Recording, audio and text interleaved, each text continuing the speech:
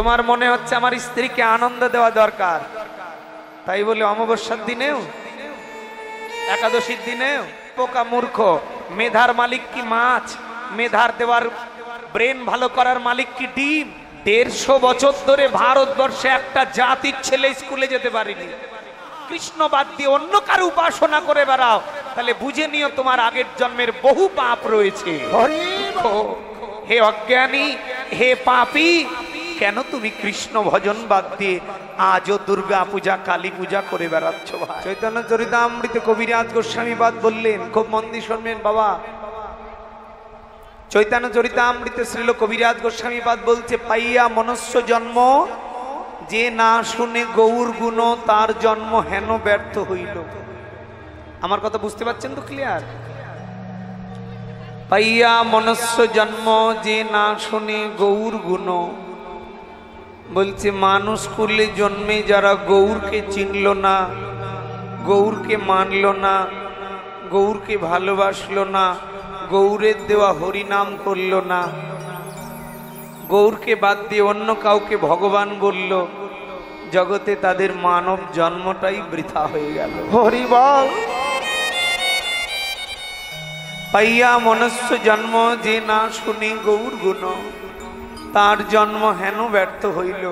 পরক্ষণে কবিরাজ গোস্বামীপাদ লিখছেন, পাইয়া অমৃতের ধ্বনি, পিয়ে বিষ গর্ত পানি, জন্মে আসে কেন নাহি মইল। খুব মন দিয়ে শুনবেন।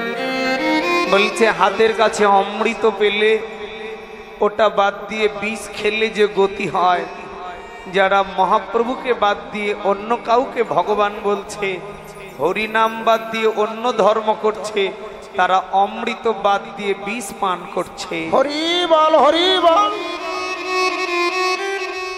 পাইয়া অমৃতের ধ্বনি, পিয়ে বিষ গর্ত পানি, জন্মিয়া সে কেন নাহি মইল।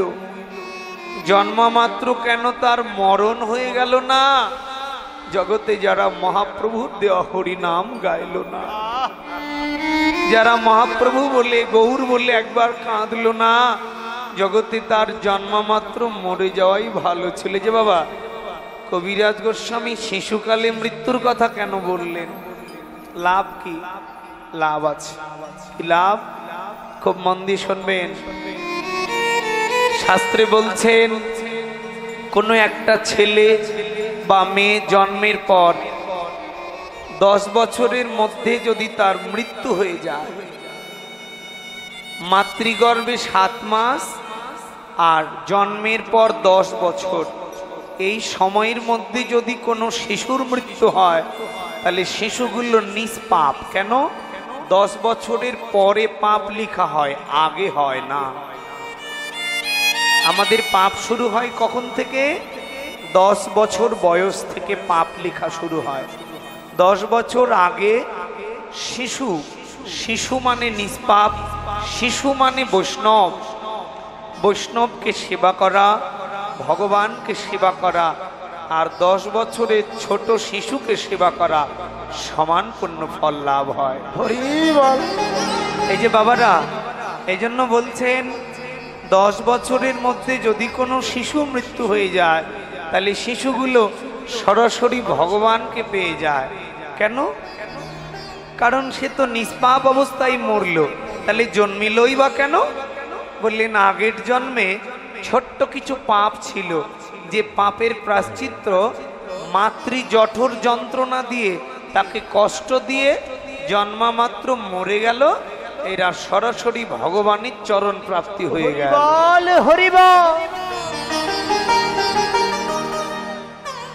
এদের নামে আর পাপ লেখা হয় না, এরা ভগবানকে পেয়ে যায়।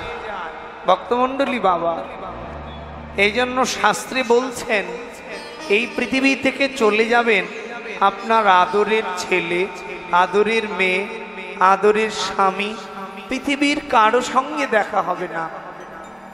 কিন্তু এই যে শিশু ছেলেটা মরে গেল, এই ছেলেটা ভগবানকে পেল, কিন্তু তার যে 5টা ঋণ থেকে গেল। কটা ঋণ? 5 ঋণ। জন্মের পর সবাই 5টা ঋণ করে। কার কার কাছে?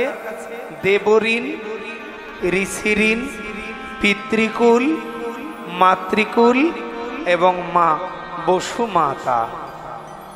যে মাটির উপরে দাঁড়িয়ে মিথ্যা বলছি সহ্য করছে, পাপ করলেও সহ্য করছে। যে মাটি মানে মা, মৃত্তিকা।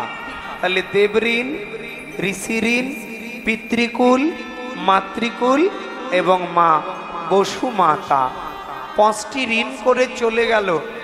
এই ঋণগুলো থাকলে শোধ করতো কিভাবে? আমরা সবাই 5 ঋণের ঋণী। শোধ করব কিভাবে? 2টি উপায়ে শোধ করা যায়। 1 নাম্বার, যদি কেউ কৃষ্ণ সেবা করে, তীব্র বৈরাগ্য আসে, ব্রহ্মচারী থাকে কিংবা সন্ন্যাসী হয়, সন্ন্যাসী কিংবা ব্রহ্মচারী হয়ে যায়, তাহলে এ যদি ভগবানের চরণ সেবা করে তাহলে এর জন্য আলাদা করে বাবা মার সেবা করতে হয় না। ভগবানের চরণ সেবা করলে পৃথিবীর সকলের চরণ সেবা করা হয়ে যায়। হরি বল, হরি বল। ব্রহ্মচারী কিংবা সন্ন্যাস, খুব মন দিয়ে শুনবেন, এটা একটা উপায় ঋণ পরিশোধ করার।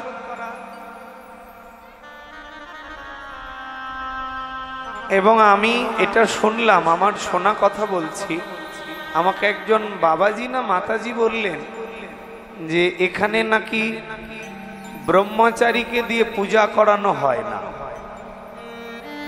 এরকম আপনাদের এলাকায় নিয়ম আছে, যদি থাকে এটা তুলে নিয়েন, অপরাধ করছেন। কেন? সবচাইতে উত্তম কোন ব্রহ্মচারী কিংবা সন্ন্যাস, এরা সবার আগের কাতারে পূজা করার অধিকার। সে যদি ডোম হয়, সাঁওতাল হয়, আরো নিচু জাতি হয়, তবুও যদি সন্ন্যাস কিংবা ব্রহ্মচারী হয়, তাহলে ব্রাহ্মণ যদি মাছ মাংস খায়, যত বড়ই জাতি হোক, ডোমের ছেলে যদি ব্রহ্মচারী সন্ন্যাস হয়, সবার আগে তাকে আসন পেতে বসতে দিতে হবে। হরি বল, হরি বল। শাস্ত্র বলছে, এদিকে গল্প নয়। এই জন্য ভগবানের সব থেকে প্রিয় ব্রহ্মচারী বা সন্ন্যাসী, এরা জীবন যৌবন কামনা বাসনা সব গোবিন্দ চরণে দিয়ে দিয়েছে, তাই ব্রহ্মচারী। জাতির বিচার নাহি করো আর, সেদিনও গিয়াছে চলে, শূদ্র ভদ্র যত হয়েছে মিশ্রিত কৃষ্ণ ভজনের ফলে। যেজন কৃষ্ণ ভজে সেই বড়, অভক্তহীন ছাড়, কৃষ্ণ ভজনে নেই কোনো জাতিকুলাদি বিচার। ঠাকুর নরোত্তম হয়েছিলেন নরের উত্তম, জন্ম তার কায়স্থ কুলে, হাজারো ব্রাহ্মণ তার কাছ থেকে দীক্ষা নিয়ে আমার গোবিন্দ চরণ পেলে। মহাপ্রভু বলেছেন কৃষ্ণ ভজনে কোনো জাতির অহংকার চলবে না। এই জন্য ব্রহ্মচারী কিংবা সন্ন্যাসীদের এই 5টা ঋণ অটোমেটিক্যালি শেষ হয়ে যায়, শোধ হয়ে যায়। আর একটা কারণে শোধ হবে। কি কারণ? হয় ব্রহ্মচারী বা সন্ন্যাসে যেতে হবে, অথবা বিয়ে করে সন্তান উৎপাদন করতে হবে। এটা করলেই কি শোধ হয়ে যাবে ঋণ? না না না, বললেন বিয়ে করে সন্তান উৎপাদন করো, ওই সন্তানকে দিয়ে যদি কৃষ্ণ উপাসনা করাতে পারো, তাহলে তুমি পিতা যত বড়ই পাপী চণ্ডাল হও, সন্তান যদি কৃষ্ণ ভজন করে, তাহলে সন্তানেরও 5টা যাবে, তোমারও 5টা পাপ ঋণ শোধ হয়ে যাবে। হরি বল, হরি বল। সন্তান করলে পিতারও 5টা ঋণ শোধ হয়ে যায়। খুব মন দিয়ে শুনবেন, সন্তান করলে পিতারও 5টা ঋণ শোধ হয়ে যায়। এই যে বাবা, আজ থেকে 550 বছর আগে, আপনারা জানেন কিনা জানি না, অনেকেই জানেন, আপনারা বিশেষ করে যুবক সম্প্রদায় যারা আছে, যারা শিক্ষিত সমাজ, অনার্স মাস্টার গ্র্যাজুয়েট কমপ্লিট করেছে যারা, তাদের অনুরোধ করছি, দাদা ভাই কাকা, তোমাদেরকে জানতে হবে বিষয়গুলো। যখন 550 বছর আগে এক ধরনের শাক্ত ব্রাহ্মণ ছিল, যারা নিচু জাতিগুলোকে স্কুলে যেতে দিত না, কলেজে যেতে দিত না, শিক্ষিত হতে দিত না, এদের নিজস্ব স্বার্থের জন্য 150 বছর পৃথিবীকে শাসন করেছে। 150 বছর ধরে ভারতবর্ষের কোন জাতিকে শিক্ষিত হতে দেয়নি। হরি বল। এই যে শিক্ষিত সমাজ, একটু জেনে নেন, কাজে লাগবে যেটা জানেন না। 150 বছর ধরে ভারতবর্ষে একটা জাতির ছেলে স্কুলে যেতে পারেনি। মহাপ্রভু এসে ওই সমস্ত গোঁড়া বদমাশ অহংকারী ব্রাহ্মণদের অহংকার চূর্ণ করে দেওয়ার পরে তোমার মতো ছেলে স্কুলে গিয়ে শিক্ষিত হয়েছে। হরি বল, হরি বল। জেনে রেখো হে ভাই শিক্ষিত সমাজ, যদি মহাপ্রভু না আসতো তাহলে আজকে তুমি শিক্ষার গৌরব দেখাতে পারতে। এই জন্য আমার মনে হয় তোমার শিক্ষার আগে প্রাথমিক বিদ্যালয়ে অথবা জীবনের শুরুতে মহাপ্রভুকে জানা প্রয়োজন। যেই মহাপ্রভু না আসলে এই জায়গায় ব্রাহ্মণ ক্ষত্রিয় বৈশ্য শূদ্র এক জায়গায় বসে কোলাকুলি দিতে পারত। মহাপ্রভু না আসলে তুমি শিক্ষার ব্যবস্থা করতে পারতে না। মহাপ্রভু যদি না আসতো তাহলে সমাজে জাতির বিচার ধ্বংস হতো না, হরি নাম আসতো না, হরি বাসর আসতো না। লজ্জা লাগে বাপ। আপনি খ্রিস্টান ধর্মের ছোট ছোট বাচ্চাগুলোকে জিজ্ঞেস করবেন তোমার যিশু খ্রিস্টের জীবনী বলো তো, সবাই বলতে পারে, কারণ ওদের শিশুকালে যিশু খ্রিস্টের জীবনী জানিয়ে দেওয়া হয়। মুসলিম ধর্মে ইসলাম ধর্মের ভাইরা শিশুকালে নবী রাসূলের জীবনী পড়িয়ে দেওয়া হয়। কিন্তু সনাতন ধর্মে অনেক অনার্স মাস্টার ডিগ্রি কমপ্লিট আছে, বহু ছেলে দাঁড়িয়ে আছে। যদি জিজ্ঞেস করি মহাপ্রভুর জীবনী বলো তো ভাই, আমার মনে হয় না যে পারবে। কেন? আমি আমাকে শিক্ষিত বলছি, আমি আমাকে বিদ্বান বলছি, অথচ আমার ধর্মের প্রবর্তক, আমার ধর্মের পিতা শ্রী চৈতন্য মহাপ্রভুর জীবনী জানি না, তাহলে আমার মতো কুলাঙ্গার ছেলে আর হতে পারে না। যে তার জন্মদাতা পিতাকে জানতে পারে না, যে তার জন্মদাতা মহাপ্রভুকে জানতে পারে না। দেখান বাবাজিরা, একটু মনোযোগ দেবেন। এই জন্য শাস্ত্রে বলছেন মহাপ্রভুকে জানা প্রয়োজন। এই জন্য কৃষ্ণ মহাপ্রভু হয়ে আসলেন, এসে তিনি কি বললেন? ভজ কৃষ্ণ জপ কৃষ্ণ কহ কৃষ্ণের নাম, যে জন কৃষ্ণ ভজে সে হয় আমার। আচ্ছা বাবা এদিকে তাকান। আপনি শিশুকালে আপনার বাবা কে এটা কে চিনিয়ে দিয়েছে সবার আগে? আপনার মা। মা যদি বলে এটা বাবা, তাহলে ওটা বাবা। আপনি কি 100% শিওর ওটাই আপনার বাবা? মা বলেছে তাই শিওর, কিন্তু আপনি কি শিওর? না, হতে পারেন না। পৃথিবীতে আমার বাবাকে এটা আমার বলার অধিকার নেই। আমার মা ভালো জানে আমার বাবাকে। আমার যুক্তিটা বুঝবেন। পৃথিবীতে কোনো ছেলে তার বাবাকে কনফার্ম করতে পারে না। মা ভালো জানে আমার বাবা কে। মা যদি বলে দেয় এটাই বাবা, তাহলে ওটা বাবা। তাহলে আমাদের সৃষ্টিকর্তা ভগবান কৃষ্ণ, তিনি পৃথিবীতে এসে বলছেন ভজ কৃষ্ণ জপ কৃষ্ণ কহ কৃষ্ণের নাম, যে জন কৃষ্ণ ভজে সে হয় আমার প্রাণ। তাহলে স্বয়ং ভগবান যদি এ কথা বলে, তবুও যদি তোমার বিশ্বাস না হয়, কৃষ্ণ বাদ দিয়ে অন্য কারো উপাসনা করে বেড়াও, তাহলে বুঝে নিও তোমার আগের জন্মের বহু পাপ রয়েছে। হরি বল, হরি বল। স্বয়ং কৃষ্ণের, ভালো করে বুঝবেন, স্বয়ং সৃষ্টিকর্তা ভগবান এসে বলছেন যে জন কৃষ্ণ ভজে সে হয় আমার প্রাণ। তারপরেও তুমি ষষ্ঠী পূজা, মঙ্গলচণ্ডী, দুর্গা পূজা, কালী পূজা, ঘট পূজা, ছট পূজা, এ ভাই এগুলো তোমার জন্য নয়, এগুলো দাপরে ছিল। দাপরে যদি না থাকবে, এদিকে এদিকে এদিকে আমার দিকে তাকান, দাপরে ছিল বলেই গীতা কার লিখা? কথা বলেন, কার লিখা? যা বাবা, ভগবানের লেখা। কথাগুলো কার? ভগবানের কথা, স্বয়ং ভগবান। ভগবান তো অনেক আছে, তার মধ্যে স্বয়ং ভগবান কৃষ্ণের লিখা, সরাসরি বলা। তাহলে গীতাকে কেউ যদি বিশ্বাস না করে, তাহলে সে নাস্তিক। তার সাথে গন্ডগোল করার দরকার নাই। কেউ যদি বলে আমি গীতাকে বিশ্বাস করি না, তাহলে সে 100% নাস্তিক। এদিকে এখন কেউ যদি বলে বেদ, পুরাণ, উপনিষদ এগুলো কি তাহলে বাদ? হ্যাঁ বাদ। কেন বাদ? কারণ বেদ, পুরাণ, উপনিষদ সমস্ত কিছু নির্যাসিত রস শ্রীমদ্ ভাগবত গীতা। গীতা স্বয়ং ভগবানের কথা। গীতার 18 অধ্যায়ে 66 নম্বর শ্লোকে বললেন কি? সর্বধর্মাং পরিত্যাজ্যং মামেকং শরণং ব্রজ অহং তং সর্ব পাপেভ্যো মোক্ষয়িষ্যামি মা শুচো। কি বলছেন? সর্বধর্মাং পরিত্যাজ্যং। এই যে যুবক সম্প্রদায়, আপনাকে বলছি একটু ধর্মটাকে বুঝেন।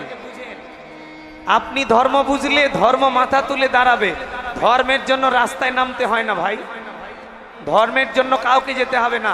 আপনি যদি ধার্মিক হন, ভগবানের পক্ষ থেকে অটোমেটিক্যালি ধর্ম সবার আগে উঠে যাবে। বুঝতে হবে কি বলছেন? সর্বধর্মাং পরিত্যাজ্যং, সকল ধর্ম পরিত্যাগ করো, মাম একাম। কৃষ্ণ বলছে সত্য, ত্রেতা, দাপর, কলি যত ধর্ম ছিল এগুলো ত্যাগ করো। কি করো? মাম একাম, একমাত্র আমার। মাম মানে আমার, একম মানে একনিষ্ঠ। বলছে মাম একাম শরণং ব্রজ, একমাত্র আমার শরণাগত হও। তাতে কি হবে? অহং তং সর্ব পাপেভ্যো, তোমার জীবনের সব পাপ দূরে যাবে। মোক্ষয়িষ্যামি মা শুচো, তুমি মুখ্যতা লাভ করবে, আমার চরণ লাভ করবে। হরি বল, হরি বল। কৃষ্ণ ভজনের দ্বারা যদি কৃষ্ণের চরণ পায়, তাহলে হে মূর্খ, হে অজ্ঞানী, হে পাপী, কেন তুমি কৃষ্ণ ভজন বাদ দিয়ে আজও দুর্গা পূজা, কালী পূজা করে বেড়াচ্ছ ভাই? কেন? একটু বুঝতে হবে। সমাজকে সংস্কার করো। এখানে সর্বধর্মাঙ্গের মানে দুটো, খুব মন দিয়ে শুনবেন, ভালো লাগছে। সর্বধর্মাং পরিত্যাজ্যের মানে হচ্ছে দুটো, একটা আধ্যাত্মিক, একটা বাহ্যিক। আমরা আধ্যাত্মিকটা একটু নিয়ে নেব, পরে বাহ্যিকটা নিচ্ছি। আধ্যাত্মিক ব্যাখ্যাটা কি?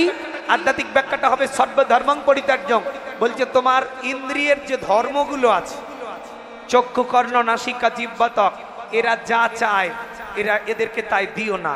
কারণ এরা অনেক কিছু চাইবে, অবৈধ জিনিস, এদের দিলে তোমাদের অধর্ম হবে। তাই এদের কাছ থেকে এদের ধর্মগুলো তুমি ত্যাগ করো। চোখ যাত্রার দিকে তাকাতে চায় না, ও শুধু কৃষ্ণের দিকে তাকাবে, এই জন্য ওই ধর্মটা ত্যাগ করো। বদন অনেক কথা বলতে চায়, সব কথা বললো না, এই ধর্মটা ত্যাগ করো। সর্বধর্ম অর্থাৎ তোমার ইন্দ্রিয়গুলো ধর্মের ত্যাগ। তোমার মনে হচ্ছে আমার ছেলেকে মাছ মাংস খাওয়ালে ডাক্তার হবে, যদি ডিম না খাওয়ায় তাহলে ব্রেন ভালো হবে না, এটা অধর্ম, এই ধর্মটাকে ত্যাগ করতে বললে। তোমার মনে হচ্ছে আমার ছেলেকে মাছ মাংস খাওয়ালে ভালো মেধা হবে, নইলে মেধা দেবে না। এ বোকা মূর্খ, মেধার মালিক কি মাছ? মেধার দেওয়ার, ব্রেন ভালো করার মালিক কি ডিম? ভগবান যদি দেয় কুলাবে না, তোমার ডিমে কাজ করবে না। ভগবান দিলে অফুরন্ত মেধা শক্তি পাবে, কেউ রুখতে পারবে না। হরি বল, হরি বল। তোমার ডিমের প্রতি বিশ্বাস, মাছের প্রতি বিশ্বাস, মাংসের প্রতি বিশ্বাস, তাহলে তার মানে তোমার কৃষ্ণের শক্তির ওপর বিশ্বাস হিসেবে তাই হচ্ছে না? এই যে অনেক কীর্তনিয়ার হাতে আংটি দেখবেন, অনেকগুলো আংটি পড়ে আছে। জিজ্ঞেস করলে, ও দাদা আংটি কেন? হয় এটা যাতে গলা নষ্ট করতে না পারে, এটা দেহ বাঁধানো আছে, এটা শনির, এটা শনি, এটা রবি, এটা বৃহস্পতি। এ ভাই, তোমার এত শনি বৃহস্পতি দেহ নষ্ট করবে, তাহলে তুমি কৃষ্ণ ভজন করো না? কৃষ্ণের ক্ষমতা নেই? আমার গুরুদেব বলেছে, খোকা, কৃষ্ণ ভজনের শক্তি যদি থাকে, পৃথিবীর কোনো বান নেই যে তোর শরীরে লাগাতে পারে। হরি বল, হরি বল। আরে বোকা মূর্খ, পৃথিবীর শ্রেষ্ঠ নয়, স্বয়ং ভগবান কৃষ্ণ, সৃষ্টিকর্তা ভগবান, স্বয়ং সৃষ্টিকর্তা ভগবান রে, তার প্রতি তোর বিশ্বাস হলো না। এই জন্য সংসারে তুমি যে অধর্ম করছো, যে তোমার মনে হচ্ছে আমার স্ত্রীকে আনন্দ দেওয়া দরকার, তাই বলে অমাবস্যার দিনেও, একাদশীর দিনেও, দ্বাদশীর দিন বুঝবা না, তাই বলে নিত্যানন্দ ত্রয়োদশী, অদ্বৈত জয়ন্তী, শিব চতুর্দশী এগুলো কিছু মানবা না, যখন তখন আনন্দ দিবা, বলছে এই ধর্মটা ত্যাগ করো। এখানেই সর্বধর্মের ব্যাখ্যা। স্ত্রীর উচিত স্বামীকে আনন্দ দেওয়া, তাই বলে যখন তখন নিয়ম কানুন নেই। এই জন্য বলছে সর্বধর্মাং পরিত্যাজ্যং, তোমার পরিবারে তোমার কাছে যেগুলো মনে হচ্ছে ধর্ম কিন্তু অধর্ম করছো, ওই অধর্মগুলোকে ত্যাগ করো। এটা গেল আধ্যাত্মিক ব্যাখ্যা। 2 নাম্বার বাহ্যিক ব্যাখ্যা কি? সর্বধর্মাং পরিত্যাজ্যং, এই যে যুবক সম্প্রদায়, সর্বধর্মাং পরিত্যাজ্যং বলছেন পৃথিবীতে কৃষ্ণ নাম বিনে যত ধর্ম আছে সব ধর্ম ত্যাগ। কেন গো? মন দিয়ে শুনবেন, এদিকে আমার দিকে তাকান। গাছের গোড়ায় জল দিলে শাখা প্রশাখা পেয়ে যায়, মুখে ভাত দিলে পুরো শরীর। কৃষ্ণ যদি স্বয়ং ভগবান হয় তাহলে কৃষ্ণের চরণে ফুল দিলে অনন্ত কোটি দেব দেবী অবতারের চরণে পৌঁছে যায়। হরি বল, হরি বল। আচ্ছা এদিকে তাকান। এবার তাও যদি বিশ্বাস না করে কেউ দেবতা পূজা করে তাহলে করুক, অসুবিধা নেই। আমার দিকে তাকান। কেউ যদি দেবতা পূজা করে তাহলে দেবলোকে যাবে। কোথায় যাবে জোরে বলেন, কোথায় যাবে? খিদা লাগছে, এর কথা না বললে হবে না, বুঝাতে সুবিধা হয়। দেবতা পূজা করলে কোথায় যাবে? দেবলোকে। ব্রহ্মের পূজা করলে ব্রহ্মলোকে, পিতৃপুরুষের পূজা করলে পিতৃলোকে। যারা মোটেই ধর্ম করবে না তারা নরকে। নরকে 4 কোয়ালিটির মানুষ যাবে। কত কোয়ালিটি? 4 প্রকার। কে কে? যারা নিজের ধর্ম ত্যাগ করে এরা যাবে নরকে। যারা ধর্ম মোটেই করলো না তারা যাবে নরকে। খুব মন দিয়ে শুনবেন। যারা নিজের ধর্ম ত্যাগ করলো, ধর্মে মোটেই করলো না, এরা যাবে নরকে। আর যারা ধর্ম নিয়ে খেললো, কিরকম খেললো? বললে পাঁঠা বলি দিয়ে কালী পূজা করলো, সারা বছর ধর্মের খবর নাই, বাবা মাকে ভাত দেয় না, নিজের বাবা ওষুধ কেনার টাকা দেয় না, অথচ দুর্গা পূজা আসলে মদ খেয়ে বলো দুর্গা মায়েকে। এরা কি কথা কন? এরা কি? এরা ভণ্ড। এরা কি? এরা ভণ্ড, এরা প্রতারক, এরা পীযুষ, এরা এরা এরা সব থেকে খারাপ প্রাণী, খারাপ জাতি। এরা ধর্ম বিরোধী, এরা অসুর। এদেরকে নরকে নিয়ে যাবে। কেন? এরা ধর্মের নামে অধর্ম করে বেরিয়েছে, ধর্মকে নিয়ে খেলেছে। এই জন্য যুবক সম্প্রদায়কে বলছি, ভাই তোমাদের চরিত্রের কারণে আমার মতো স্টুডেন্ট প্রচারককে ইউনিভার্সিটি, কলেজ, স্কুলে গিয়ে শুনতে হচ্ছে, ওই দেখ নরোত্তম তোদের হিন্দুদের চরিত্র দেখ, ধর্মের চরিত্র দেখ, মদ খেয়ে ডিজে বাজিয়ে নাচানাচি করছে। কাকে শুনতে হচ্ছে? তোমাকে। এটা যখন তোমার বোন জানতে পারছে তোমার পৃথিবীর শ্রেষ্ঠ ধর্ম সনাতন ছেড়ে দিয়ে তোমার প্রতিবেশী, তোমার জেলার বহু হিন্দু মেয়ে মুসলিম খ্রিস্টান হয়ে যাচ্ছে, কেন? তোমার চরিত্রের কারণে, বাবা মার চরিত্রের কারণে, প্রতিবেশীদের চরিত্রের কারণে। কেন? কারণ তারা ধর্মটাকে শুদ্ধ জানতেও পাচ্ছে না, শুদ্ধ করতেও দেখতে পাচ্ছে না, এই জন্য তাদের মনে সংশয় তৈরি হচ্ছে। এই জন্য মদ খেও না ভাই। এই জন্য বললেন সর্বধর্মাং পরিত্যাজ্যং। যারা তবুও দুর্গা পূজা করলো, মদ খেলো, পাঁঠা বলি দিয়ে কালী পূজা করলো, গাঁজা খেয়ে শিব পূজা করলো, এরা যাবে নরকে। কেন যাবে? বাবা পূজা করলেও নরকে যাবে কেন? এদিকে তাকান, এদিকে তাকান। মদ পূজা করতে গেলে 2টো নিয়ম মানতে হবে। কটা নিয়ম? 2টো। 1 নাম্বার, যিনি পূজা করবেন কোনো দেবতা পূজা, তাকে 100% নিরামিষ ভোজী হতে হবে। যিনি মাছ মাংস খায় তার কোনো দেবতার চরণে অঞ্জলি দেওয়ার অধিকার নাই। হরি বল, হরি বল। কোন দেবতার চরণে অঞ্জলি দেওয়ার অধিকার নেই, তিনি পূজা করতে পারবেন না। কোনো পুরোহিতকে দিয়ে অঞ্জলি দেওয়াতে হবে, সে নিজের হাতে দিতে পারবে না, এই জন্য তার দ্বারা পূজা হবে না, 1 নাম্বার। 2 নাম্বার নিয়ম কি, যদি কোনো পূজা করতে চাও তাহলে যে কোনো একজন দেবতার পূজা করতে পারবে। তুমি যদি কালীর উপাসনা করো তাহলে পাঁঠা বলি দিয়ে নয়, কালীকে ভোগ নিবেদন করে খেতে হবে নিরামিষ। শিবের উপাসনা করো তাহলে শিবকে নিবেদন করে খেতে হবে। তুমি যদি গাণপত্য মানে গণেশের উপাসনা করো তাহলে গণেশকে ভোগ দিয়ে খেতে হবে, গণেশ যা যা খেতে ভালোবাসে। এখন মা কালী মাংস খেতে ভালোবাসে মা বাবা? আপনারাই বলেন, যে ধর্মে জীব হত্যা মহাপাপ, হে বোকা, মাংস দিলে যদি দেবতা খুশি হবে তাহলে তোমার বাবা মরলো, ওই 13 দিন মাছ মাংস খেলে না কেন খোকা? খাচ্ছ না কেন ওই 13 দিন 11 দিন? এই যে 13 দিন 11 দিন 15 দিন 1 মাস এগুলো নিয়ে ভেজাল আছে। এই জন্য মহাপ্রভু এসে সুন্দর করে গ্রন্থ মাফিক সরগোস্বামীকে দিয়ে ক্লিয়ার করে দিয়েছে, সবার জন্য 10 দিন, 10 দিনে শ্রাদ্ধ, 10 দিনে খোরকর্ম, 11 দিনে শ্রাদ্ধ, 12 দিনে ভোগ, একাদশী যদি 12 দিনে পড়ে যায় সর্বোচ্চ 13 দিনে ভোগ লাগাতে পারবে। এর উপরে গেলে এটা যার যার নিজের নিজের আইন, কিন্তু মহাপ্রভুকে যারা মানবে তারা 13 দিনের মধ্যে সব কমপ্লিট করবে। হরি বল হরি বল। এই যে বাবা, তাহলে আপনারাই বলুন, যে ধর্মে জীব হত্যা মহাপাপ সে ধর্মে কখনো জীব দিয়ে, মাংস দিয়ে, মাছ দিয়ে, পাঁঠা দিয়ে কখনো পূজা হয়? তাহলে এগুলো ছাড়ো। কালীর উপাসনা করলে কালীর স্বর্গে যাবে, দুর্গার উপাসনা করলে দুর্গার স্বর্গে যাবে। শিবের ভক্তগুলো আবার নতুন করে গাঁজা ধরেছে। আরে বাবা, শিব সিদ্ধি নামক একটা গাছ খেত, যে গাছের পাতা খেলে কাম, আমাদের শরীরে যে যৌবনের তাড়না এটা কমে যায়। সিদ্ধি নামক একটা পাতা, তখনকার সময় একটা পাতা ছিল, গাছ ছিল সিদ্ধি গাছ, কিন্তু এখন গাঁজাকে সিদ্ধি বানিয়ে ফেলেছে গাঁজাখোরেরা। আসলে এটা গাঁজা, এটা সিদ্ধি নয় ভাই, তোমরা গাঁজা খোর, এটা সিদ্ধি নয়। সিদ্ধি পাতা আলাদা, সিদ্ধি গাছ আলাদা। হ্যাঁ, খুব মন দিয়ে শুনবেন। এখন যেমন সাধুরা সন্ন্যাসীরা হর্তিকি খায়, মহাপ্রভু নিজেও খেতেন হর্তিকি।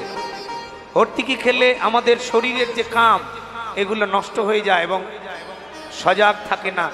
এগুলো হর্তিকি খেলে কাম কামনা বাসনা শরীরটা একটু নর্মাল হয়, এই জন্য ভক্তি জীবনটা উন্নত করতে পারে। এই জন্য সাধুদের হর্তিকি অনুমোদন আছে, মহাপ্রভু খেতেন। এখনকার সময় হর্তিকি, তখনকার সময় ছিল সিদ্ধি গাছ। এখন ওই গাঁজা করেরা সিদ্ধিটাকে গাঁজা বানিয়ে ফেলেছে, কয় এটাই সিদ্ধি। এই যে অনিয়ম, এগুলোকে সমাজ থেকে সংস্কার করতে হবে, এগুলোকে নষ্ট করতে হবে। যদি কেউ পূজা করে করুক, কিন্তু লাভ হবে না। এদিকে তাকান, আমার দিকে তাকান, লাভ হবে না। কেন? গীতার 8 নম্বর অধ্যায়ের 16 নম্বর শ্লোকে বললেন, আ ব্রহ্ম ভুবন আলোলক্ষ পুনরাবৃত্তি অর্জুন মাম উপাত্তত কন্তীয় পুনর্জন্মান বিদ্যাতে। হে অর্জুন, ব্রহ্মলোক থেকে ভূলোক পর্যন্ত যতগুলো জায়গা আছে, যে যেখানেই যাক আবার জন্ম হবে, কিন্তু মামে উপাত্ত, যারা আমার উপাসনা করে আমার চরণ পাবে, তাদের কোনোদিন পুনর্জন্ম হবে না। হরি বল হরি বল। একথা জানতে পারলেন দেবতারা। এই যে বাবা, একথা জানতে পারলেন দেবতারা। মহাদেব ছুটে গেল কৃষ্ণের কাছে, প্রভু কলিযুগে নাকি তুমি কোনো দেবতা পূজা রাখবে না, কলিযুগে নাকি তুমি আমাদেরকে তোমার সঙ্গে নিয়ে যাবে না। দেবতারা জানতে পারলো, স্বর্গ থেকে কৃষ্ণের কাছে ছুটে গেল, প্রভু আমরা যদি আবার পৃথিবীতে যেতে না পাই তাহলে আমরা কি করব? কৃষ্ণ বললেন, যাও স্বর্গে যাও। তুমি কলিযুগে কি ধর্ম নিয়ে যাবে? বলে, আমি কোনো যুগে কলিযুগে কোনো ধর্ম রাখবো না, শুধু একটাই ধর্ম, সেটা কৃষ্ণ নাম, আর কোনো ধর্ম লাগবে না। আমি গোলক থেকে কৃষ্ণ নাম নিয়ে যাব। প্রভু কৃষ্ণ নাম করে কোথায় যাবে? কলির মানুষ মহাপাপীও যদি হয়, কৃষ্ণ নাম করে গোলক বৃন্দাবনে যাবে, আমার চরণে যাবে। দেবাদিদেব মহাদেব কৃষ্ণকে আবেদন করে বললেন, বাহ, আমরা দেবতারা থাকবো স্বর্গে আর মানুষ যাবে তোমার গোলকে। তার মানে আমরা কি তোমার চরণ পাবো না? এই যে বাবা, ভক্তমন্ডলী বাবারা, দেবতারা থাকে স্বর্গে, এদিকে তাকান, এখানে এখানে দেবতারা থাকে স্বর্গে, ভগবান আছে গোলকে। স্বর্গের উপরে বৈকুণ্ঠ, তারপরে গোলক। এখানে থাকবে দেবতারা, আর এখানে থাকবে মানুষ। দেবতারা কখনো কোনোদিন গোলকে যেতে পারবে না, কিন্তু মানুষ যদি কৃষ্ণ ভজন করে তাহলে গোলকে যেতে পারবে।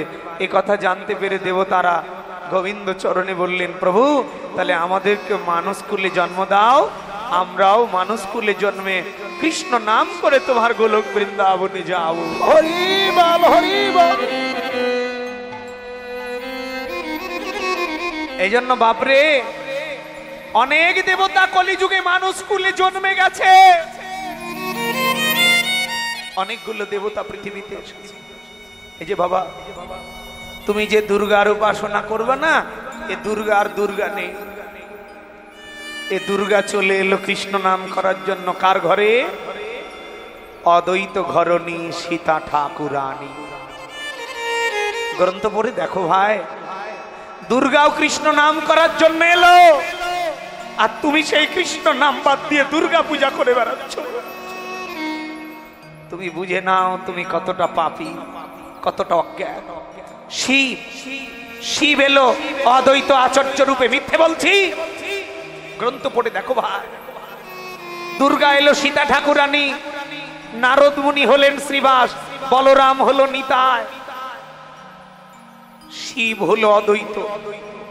শিব এলো হরিনাম করার জন্য অদ্বৈত রূপে, নারদ মুনি এলেন শ্রীবাস আচার্য রূপে। প্রভু আমি বিনা বাজিয়ে হরিনাম করে বেরিয়েছি স্বর্গে, কিন্তু পৃথিবীতে হরিনামের স্বাদ পাইনি, দাও তুমি আমাকে জন্ম দাও। কৃষ্ণ বললেন, যা নারদ, তুইও হবি আমার শ্রীবাস আচার্য, আমি তোর ঘরে সব হরিনাম বসাবো। হে পৃথিবীর মানুষ, অনেক দেবতা কলিযুগে মানুষ কুলে জন্মে গেছে। শুধু এরা নয় রে বাপ, যারা বৃন্দাবনে যাবেন দেখে আসবেন, আমি নিজের চোখে দেখে এসেছি। বৃন্দাবনে হাজার হাজার সাধু, বৃন্দাবনে হাজার হাজার সাধু বসে বসে মালা জপ করছে। বৃন্দাবন থেকে দ্বাদশ কাননে ঢুকে গেছে। 30 kilo, 15 kilo, 10 kilo, 20 kilo, 40 kilo, 45 kilometre পর্যন্ত গেলাম। হাজার হাজার সাধু বসে বসে মালা জপ করছে। মন্দিরে জিজ্ঞেস করলাম, বাবুজি ওরা খানা খেতে আসে না? বললেন, বাবা ওরা তো আমার মতো পাপী মানুষ নয় রে, ওরা তো আমার মতো পাপী মানুষ নয়, ওরা কোন দেবতা। গোবিন্দের চরণ পাওয়ার জন্য, গোলক বৃন্দাবনে যাওয়ার জন্য তারা দেবতারা মানুষ কুলে বৃন্দাবনে বসে বসে মালা জপ করছে। হে শিক্ষিত সমাজ, তোমাকে বলছি জেনে নাও, তোমার বিজ্ঞানীরা বলছে একটা মানুষ সর্বোচ্চ 13 দিন বাঁচতে পারে। বৃন্দাবনে যে সাধুরা মালা জপ করছে, দেবতারা বসে বসে মানুষ কুলে জন্মেছে হরি নাম করে গোলকে যাওয়ার জন্য, তারা 20 দিন, 25 দিন, 30 দিন, 1 মাস, 1.5 মাস পর্যন্ত না খেয়ে বসে হরি নাম করছে, মরে না। হরি বল, হরি বল।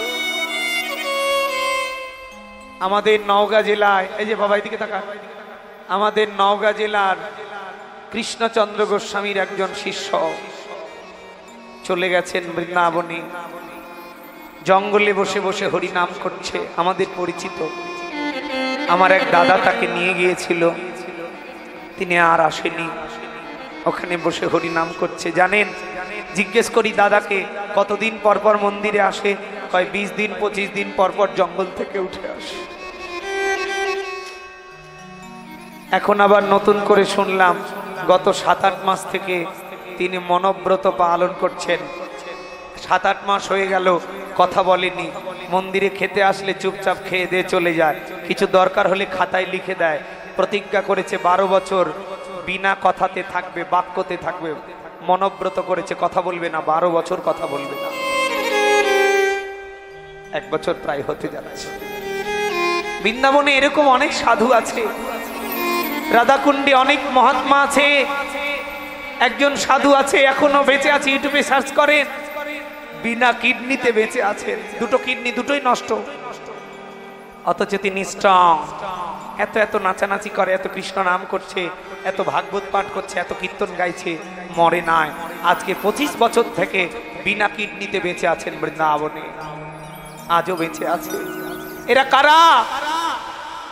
যেখানে তোমার বড় বড় বিজ্ঞানীরা বলছে ভাই 13 দিন না খেয়ে থাকলে মানুষ মরে যায়, সেখানে মাসের পর মাস না খেয়ে হরি নাম করছে। এরা কারা? এরা কোনো দেবতা? কৃষ্ণ নাম করে গোলকে যাবে বলে নিরজনে বসে কৃষ্ণ নাম করছে। হরি বল হরি বল।